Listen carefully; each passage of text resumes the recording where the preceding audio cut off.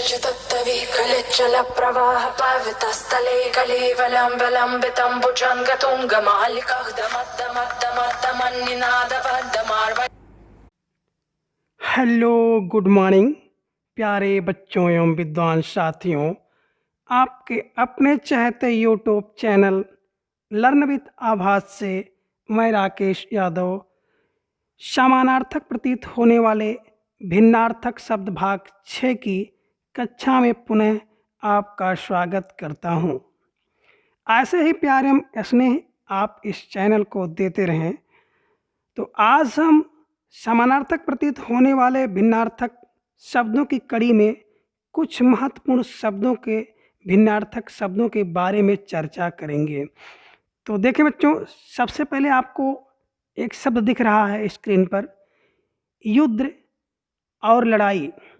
तो युद्ध और लड़ाई दोनों का साधारण अर्थ अगर देखा जाए तो दोनों का अर्थ होता है टकराव या संघर्ष या जंग। कब?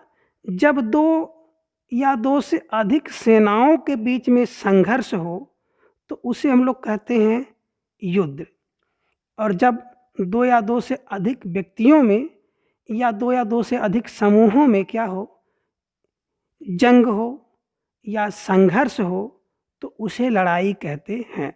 अर्थात सेना द्वारा लड़ा गया युद्ध होता है और व्यक्तियों द्वारा आपस में जो संघर्ष होता है, जो जंग होता है, उसे क्या कहते हैं? लड़ाई कहते हैं। पाखंड और आडंबर।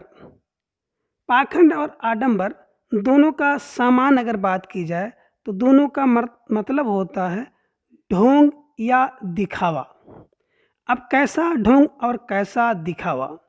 अगर धार्मिक दिखावे की बात की जाती है तो उसे हम लोग पाखंड कहते हैं। जैसे अगर कोई व्यक्ति अपने को धार्मिक बनना चाहे, धार्मिक दिखाए, तो उसे हम लोग कहेंगे पाखंड है, अर्थात वो व्यक्ति पाखंडी है। और आडंबर का मतलब होता है किसी उपलब्धि का अवांछित दिखावा।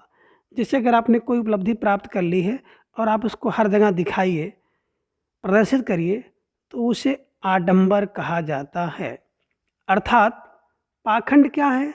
धार्मिक दिखावा या ढोंग को पाखंड कहते हैं। और आडंबर क्या है? उपलब्धि का दिखावा और ढोंग जो है आडंबर कहलाता है। आगे है क्षति और हानि। दोनों का साधारण अर्थ होता है नुकसान। अब कैसा नुकसान?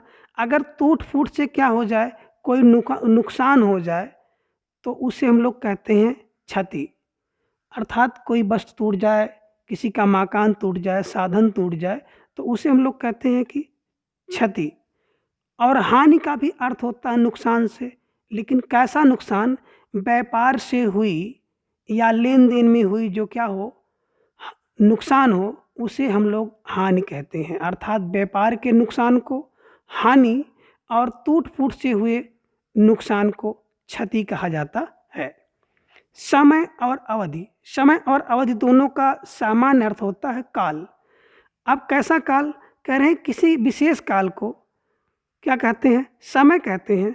और कोई निश्चित अवधि जो होती है, जो पहले से ही निर्धारित होती है, उस समय को अवधि कहते हैं। अर्थात निश्चित और निर्धारित जो काल होता है, समय होता है, उसे हम लोग अवधि कहते हैं। जैसे 3 माह की अवधि या 3 महीने का काल को जो है अवधि कहा जाएगा। और जो समय है उसे हम लोग क्या कहते हैं? विशेष। जैसे समय एक सा नहीं होता है, तो समय क्या है? काल विशेष की स्थिति, और अवधि जो है निश्चित एवं पूर्व निर्धारित काल को अवधि कहते हैं।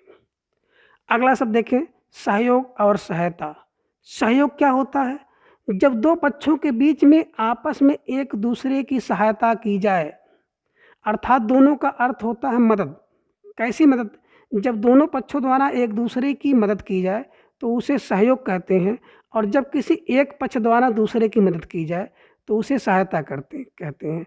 अर्थात जब दोनों एक दूसरे की मदद करें, अर्थात अगर हम आपकी मदद करें तो आप भी हमारी मदद करो, तो उसे सहयोग कहते हैं। और सहायता में क्या होता है कि एक पक्ष दूसरे पक्ष की मदद करता है। अर्थात आप ही केवल हमारी मदद करें तो उसे सहायता कहा जाएगा। लेकिन आप हमारी मदद करें, बदले में हम भी आपकी मदद करें, तो उसे सहयोग कहते हैं। अगला शब्द है वेतन और पारिश्रमिक। तो वेतन और पारिश्रमिक क्या होता है? तो देखें, दोनों क्या है, दोनों का अगर साधारण अर्थ देखा जाए तो दिया जाने वाला धन। कब? निश्चित सेवा के बदले में जो धन दिया जाता है उसे वेतन कहते हैं। अर्थात जो कर्मचारियों को मिलता है, अधिकारियों को मिलता है सेवा के बदले, उसे वेतन कहते हैं। और निश्चित परिश्रम के बदले या कार्य के बदले जो धन दिया जाता है उसे पारिश्रमिक कहते हैं। जैसे मजदूर कोई काम करता है ना, 1 दिन का, 2 दिन का, आधे घंटे, 1 घंटे का, तो वो निश्चित परिश्रम या जो कार्य है उसके बदले जो कुछ उसे दिया जाएगा वो पारिश्रमिक होगा। और कोई सेवा होती है, उस सेवा के बदले में जो धन दिया जाता है उसे वेतन कहते हैं।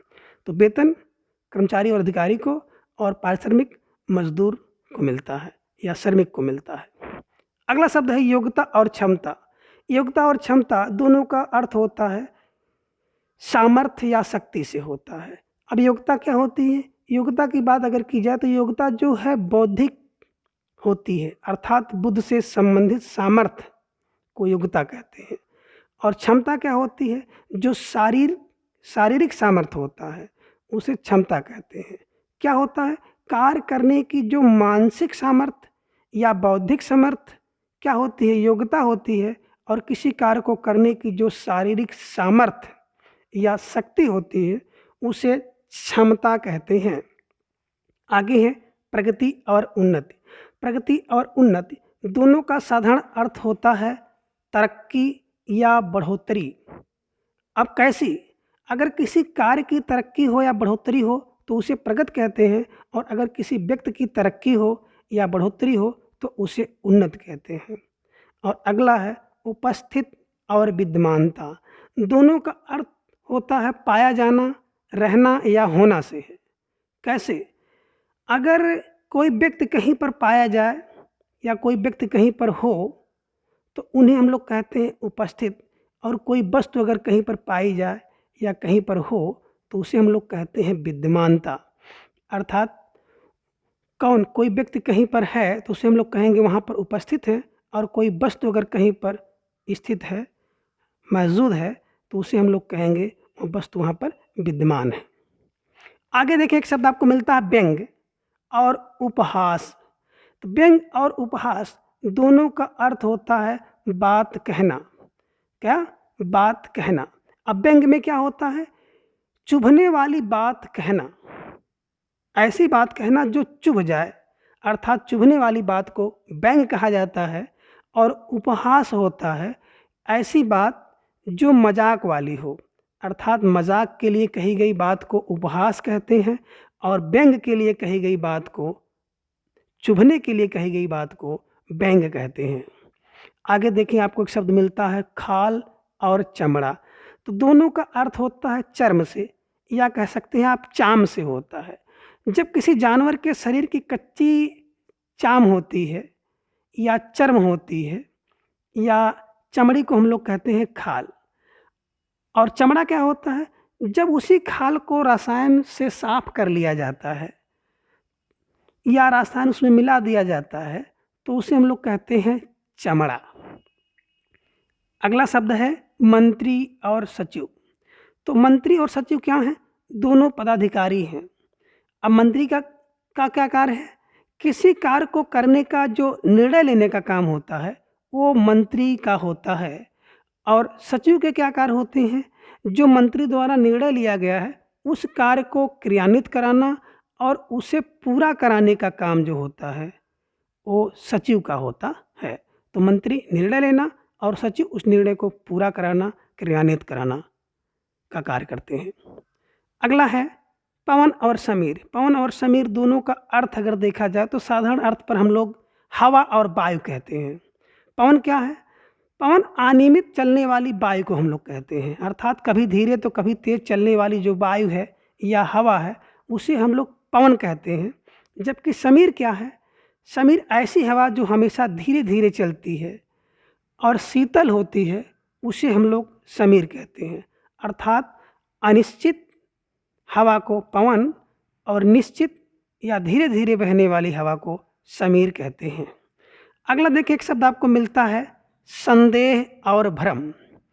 तो संदेह और भ्रम दोनों क्या है? स्थिति है। कैसी स्थिति है? निर्णय लेने की स्थिति। अब संदेह में क्या होता है? जब किसी वस्तु या व्यक्ति में रूप, रंग, आकार, प्रकार के कारण क्या हो, आपस में इतनी भिन्नता या समानता हो, एक रूपता हो, जिसके कारण क्या हो, कुछ निर्णय ना हो पाए, अर्थात निर्णय ही ना लिया जा सके, उस अनिश्चय की स्थिति को संदेह कहते हैं। जैसे रस्सी हो और उस रस्सी की समानता या दिखावा ऐसा हो जिसके कारण सांप दिख रहा हो, अर्थात रस्सी में आपने क्या किया, ना तो सांप है या रस्सी है या सांप है, इसका निर्णय जब नहीं हो पाता है तो उसे हम लोग कहते हैं संदेह, अर्थात डाउट है क्या, कि रस्सी है या सांप है या रस्सी है। कब? जब दोनों में समानता हो, एक रूपता हो, जिसके कारण क्या होता है, निर्णय नहीं ले पा रहे हैं, अर्थात अनिश्चय है, तो उसे हम लोग कहते हैं संदेह। और दूसरा है भ्रम। भ्रम का मतलब होता है निश्चय लेना, लेकिन कैसा निश्चय लेना? किसी एक वस्तु में दूसरी वस्तु का निर्णय लेना, अर्थात गलत निर्णय ले लेना। कब? रूप, गुण, आकार या समानता के कारण क्या है, किसी एक वस्तु को दूसरी वस्तु मान लेना और उसके अनुरूप क्रिया भी कर देना, क्या होता है, भ्रम होता है। लेकिन संदेह में क्या होता है? संदेह में कोई क्रिया नहीं होती है, केवल व्यक्ति खड़ा होकर के क्या करता है, संदेह करता रहता है कि सांप है कि रस्सी है कि सांप है। लेकिन भ्रम में क्या करता है, रस्सी में ही सांप को मान करके क्या करता है, वो निर्णय ले लेता है और डर के मारे वहाँ से भाग जाता है या गिर पड़ता है या चिल्लाने लगता है, तो उसे कहते हैं भ्रम। अगला शब्द आपको मिलता है चिंता और मन। चिंता और चिंतन। तो मन की उलझन को क्या कहते हैं? चिंता कहते हैं। और बुद्ध या विचार की, अर्थात बुद्ध की जो उलझन हो, प्रक्रिया हो, उसे हम लोग कहते हैं चिंतन। आगे देखें, एक शब्द आपको मिलता है सामान्य और साधारण। सामान्य क्या है? जो अधिकतर लोगों में पाया जाए उसे हम लोग कहते हैं सामान्य है। क्या है? सामान्य है। जैसे आप देखते हो जो आसानी से मिल जाए, मामूली सी बात को हम लोग कहते हैं सामान्य। लेकिन साधारण क्या है? साधारण का मतलब होता है जो विशिष्ट ना हो, अर्थात हल्का हो, निम्न दर्जे का हो, उसे हम लोग कहते हैं सामान्य। साधारण क्या हो गया? जो अधिकतर लोगों में पाया जाए। सामान्य क्या है? जो विशिष्ट ना हो, उसे हम लोग कहते हैं साधारण। और अगला है गीला और भीगा। गीला और भीगा दोनों का अगर शब्द का सामान्य अर्थ देखा जाए तो सामान्य अर्थ होता है डूबा हुआ। जब कोई वस्तु थोड़ी सी डूबी हुई हो तो उसे हम लोग कहते हैं गीला है, या थोड़ा भीगा हो तो हम लोग उसको कहते हैं गीला हो। और जब कोई वस्तु पूरी तरह से डूबी हो या भीगी हो तो उसे हम लोग क्या कहते हैं? भीगा है। अर्थात थोड़ा डूबने को क्या कहते हैं? गीला कहते हैं, और पूरी तरह से डूबने को भीगा कहते हैं। तो आज की क्लास में बस इतना। शेष हम लोग अगली क्लास में चर्चा करेंगे। Thanks for watching.